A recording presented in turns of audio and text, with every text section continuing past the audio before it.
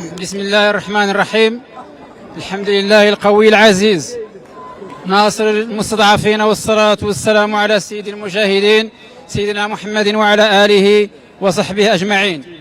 أيها الأحرار، أيتها الحرائر، نلتقي اليوم في هذه الذكرى المباركة، الذكرى الثانية لطوفان الأقصى التي دوى فيها صوت المقاومة الفلسطينية مناديا بلسان الأحرار: لن يأتي التحرير من عدو متغطس ظالم جبار إلا ببذل كل غال ونفيس واستفراغ الجهد في مقارعته ومواجهته حتى يسترجع الحق وتعود للأمة كرامتها.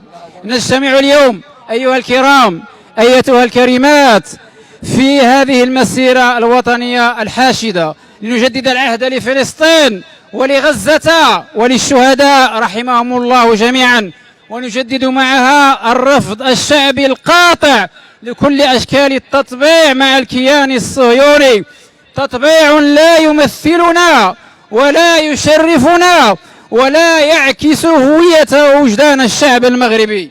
أيها الكرام، أيتها الكريمات، إن ما أنشده اليوم من عدوان همجي على غزة ومن قرصنة صهيونية جبانة لأصول الصمود هو استمرار لنفس الجريمة، جريمة الاحتلال وجريمة الحصار وجريمة الإبادة. ولكننا اليوم كما أعلناها أمس سنعلنها غدا: إن أحرار الأمة وأحرار العالم لن يتوقفوا عن دعم غزة والتضامن معها ومواساتها رغم التخاذل الرسمي في العالمين العربي والإسلامي.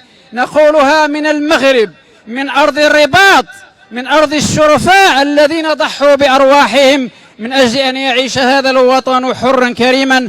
نقولها بصوت واحد، بصوت الشعب، لا بصوت الأنظمة. لا تطبيع مع القتلة، لا تطبيع مع القتلة، ولا اتفاقيات مع مجرمي الحرب، ولا مصالح تبنى على جثث الأطفال والنساء والأبرياء وعلى معاناة المحاصرين والمجوعين والمضطهدين. أيها الأحرار، أيتها الحرائر، لا يمكن أن نناصر غزة ونحن نصمت عن خطر التطبيع الذي يخترق اقتصادنا ويعمق الفساد ويفتح الأبواب أمام الصهيوني لنهب خيرات بلدنا في الفلاحة والماء والطاقة والتعليم والأمن الغذائي. لا يمكن أن نقاوم الاحتلال هناك ونسكت عن استعمار ناعم يزرع بذور التبعية هنا ويقهر الشباب ويدفعهم للهجرة أو لليأس أو للعنف أو للموبقات الضارة بالعقول والأجساد. ينبغي للمغاربة أن يقفوا صفا واحدا مسؤولا ومتراصا من أجل المطالب العادلة لشباب اليوم وللأجيال الناشئة ولأجيال الغد ولعموم أبناء هذا الوطن العزيز في الحرية والكرامة والديمقراطية والعدالة الاجتماعية. لا يمكن أيها الكرام، أيتها الكريمات، أن ننتصر لفلسطين ونحن نخذل أبناء شعبنا ونجهض أحلامهم وتسد في وجوههم أبواب الانعتاق من الظلم والفساد والبطالة والتهميش. إننا نذكر هنا بخطورة التطبيع المشؤوم على اختيارات البلد السياسية والاقتصادية التي ترهن البلاد في يد الأجنبي. لذلك علينا أن نستمر في المطالبة بإسقاطه حتى إسقاطه بإذن الله. أيها الكرام، أيتها الكريمات، من ينصر غزة حقا لا يمكن أن يتخلف عن نصرة كرامة المواطن المغربي هنا، ومن يرفض الاحتلال هناك يرفض الاستبداد هنا، ومن يقاوم التطبيع يقاوم الفساد ويقاوم النهب ويقاوم إذلال الشعب المغربي. لهذا فإننا نطالب بإطلاق سراح جميع المعتقلين، إطلاق سراح معتقلي الريف ومعتقلي الري والمعتقلين السياسيين والمعتقلين المناهضين للتطبيع والمعتقلين المطالبين بالحرية والكرامة والعدالة الاجتماعية. ينبغي أن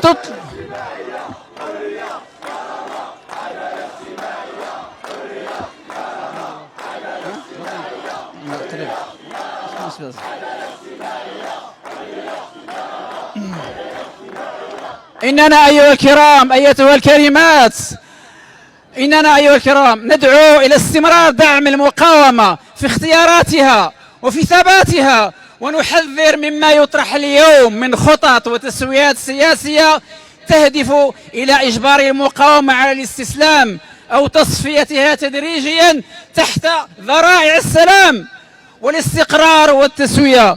إن أي خطة ترمي إلى فرض استسلام المقاومة ليست سوى محاولة لمصادرة إرادة الشعوب وتصفية حقوقها، ولنا ثقة تامة في المقاومة وفي تدبيرها للمرحلة على المستوى العسكري والتفاوضي بكل أمانة ومصداقية. قول تجار السلام فلسطين عربية وتنازل الاستسلام.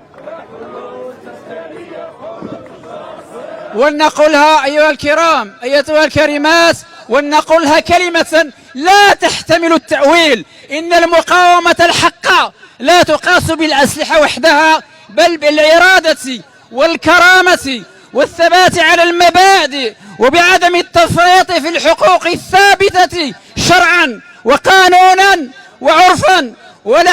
ولئن تموت عزيزا شامخا مدافعا عن الأرض والحق أكرم وأبقى أن تسلم في شبر من الأرض أو في رصاصة من ذخيرة المقاومة.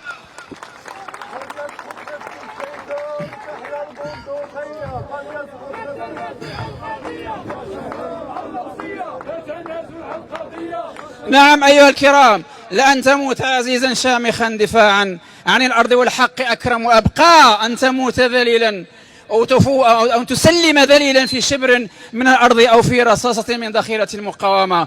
يقول الله تعالى: إن تكونوا تألمون فإنهم يعلمون كما تألمون وترجون من الله ما لا يرجون وترجون من الله ما لا يرجون. أيها الكرام، إننا في جماعة العدل والإحسان ومع شركائنا الأحرار الشرفاء الأوفياء نجدد التحية للمقاومة الباسلة في فلسطين، ونحيي الصمود المجاهدين وصمود المرابطين المدنيين، وكذلك نحيي الصابرين والصامدين في الأسطول الصمود في غزة، ونطالب بالإطلاق الفوري للمختطفين ومحاسبة الكيان على هذا الاختطاف وعلى هذا الاختراق المتجدد من قبل هذا الكيان المجرم الذي لا يحترم قانونا.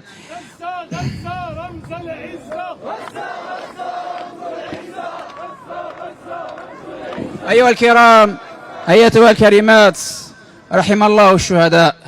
الله نسأل الشفاء للجرحى، اللهم عجل بالفرج واحقن دماء عبادك المستضعفين في غزة وفي كل فلسطين، واجعل لهم يا ربنا سبيلا يسيرا ميسرا للتحرير الكامل ولعودة اللاجئين.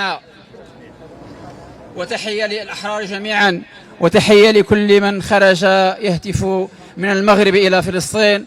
أمة واحدة وجراح واحدة ومصير واحد. والسلام عليكم ورحمة الله تعالى وبركاته.